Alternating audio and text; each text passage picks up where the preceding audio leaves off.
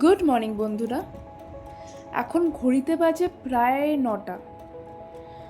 আজ কয়েকটা শপিং করার আছে, তো মাকে নিয়ে যাবো ভাবছি কোনো আশেপাশে কোনো মলে। প্লাস আজ আমার বন্ধুরাও আসবে, দুটো বন্ধু আমার পিজিতেই থাকবে আর বাকিরা সব আশেপাশে কোনো বয়েজ বা কলিগ পিজি। ঘুমতে উঠেই ভাবলাম সকালবেলায় কয়েকটা জামা কাপড় ধোয়ার ছিল, তাই বলে আমাদের ছাদে চলে গেলাম। আর এই দেখুন ছাদের ভিউটা কি দারুণ। এই সামনে দেখতে পাচ্ছেন ওই লেকটা, ওটা হচ্ছে বেলান্দুর লেক। আমার রুম থেকেও ঠিক একই ভিউ। আর সকাল হতে না হতেই আমার রুমটা এত সুন্দর রোদ পড়ে না, আর খুব হাওয়া আমার রুমটায়, ভেন্টিলেশনটা দারুণ। ব্যাঙ্গালোরে তো জানাই আছে আপনাদেরও, তো যে এখানে যে পিজিগুলো না, এখানে ভেন্টিলেশনগুলো একদম ভালো না, সব পিজিগুলো একদম গায়ে লাগানো। তাই বলে আমি খুব লাকিলি একটা পিজি পেয়েছি। এই পিজিতে থাকবো আমি প্রায় 10 to 14 days। টেম্পোরারি এই পিজিটা নিয়েছি, তারপর আমি নতুন একটা পিজিতে চলে যাবো।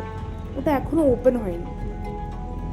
এই দেখুন, এটা হচ্ছে আমার পিজি গাড়ি, এখান দিয়ে আমার অফিসে যাতায়াত করতে হবে।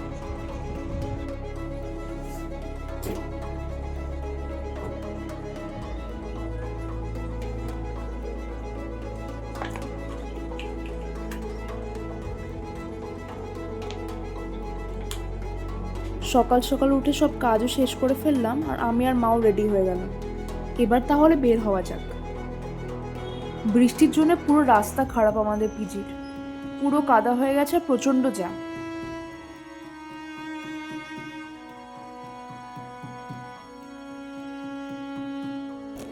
গুগল ম্যাপসে দেখাচ্ছে আমার পিজির থেকে মল যেতে অ্যারাউন্ড 30 to 40 মিনিটস লাগবে।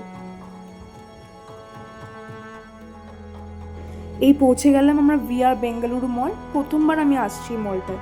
ফিনিক্স মল তো আমি আগেও ঘুরেছি, কিন্তু এই মলটা প্রথমবার। আর এত সুন্দর এন্ট্রেন্সটা, এত গ্রিনারি আশেপাশে, খুবই সুন্দর লাগলো।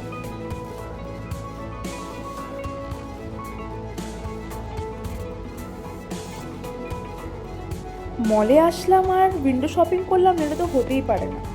তাই বলে আমি আর মা চলে আসলাম ওয়েস্ট সাইড।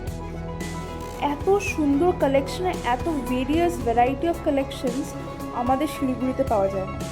ইচ্ছে করছে কয়টা জামা কিনেই নিই।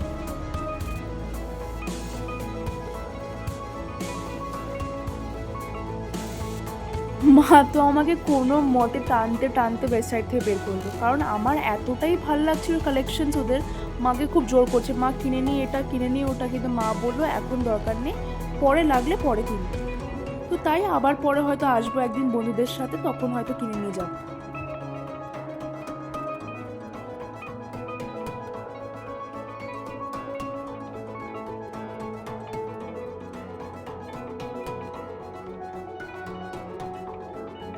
তারপর চলে আসলাম আমরা কার্ড স্টোর। মা তো শিলিগুড়িতে জিম করে, তো মায়ের কয়েকটা জিনিসের দরকার ছিল, যেরকম রিস্ট ব্যান্ড, তো ওটাই দেখতে এসেছিলাম। আর আমার চোখে পড়ে গেল এই মাসাজ গানটা। মাসাজ গানটা খুবই ভালো, আর দামটাও অত বেশি না, সব ডিসকাউন্ট করে বললো মাত্র 1700 টাকা পড়বে।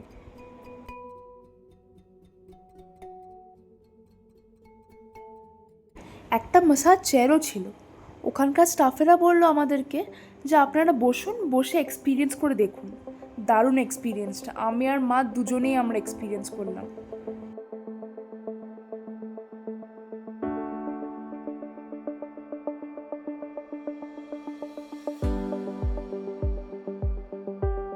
তারপর আমরা চলে গেলাম লুলু ডেইলি স্টোর। ওটা স্পেন্সারের মতনই একটা স্টোর। ওখানে এত হরেক রকমের জিনিস ছিল, মানে কি বলবো, এত ভ্যারাইটি অফ জিনিস শিলিগুড়িতে পাওয়া যায় না। আমি যাই দেখছি মাকে টানতে টানতে নিয়ে যাচ্ছি, মা দেখো এটা কি শিলিগুড়িতে পাওয়া যায়, আর মা বলছে না রে, মাও দেখেনি এত কিছু। সেই আমরা গেছিলাম দুবাইতে, তখন দুবাই মলে দেখেছিলাম এত জিনিসপত্র। তারপর এই এসে ব্যাঙ্গালোর। আমরা লাঞ্চ করার জন্য এখানেই একটা সেকশন দেখলাম যেখানে আমরা নিজেদের স্যালাড বানাতে পারি।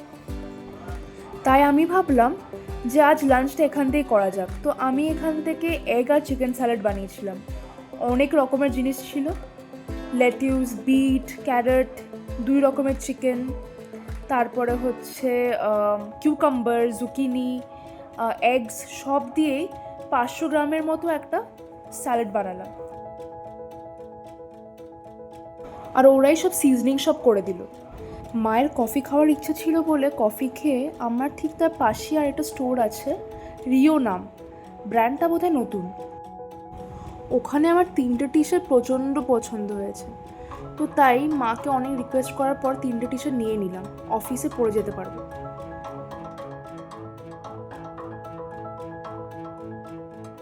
অনেক লেট হয়ে গেছে, এখন প্রায় বাজে 3:30 4টে।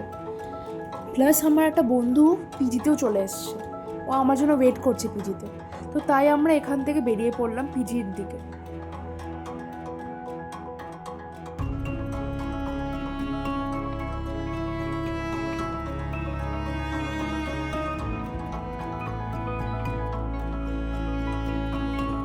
উবার বুক করেছি বাইরে, তাই বলে বাইরেই যাচ্ছি একেবারে।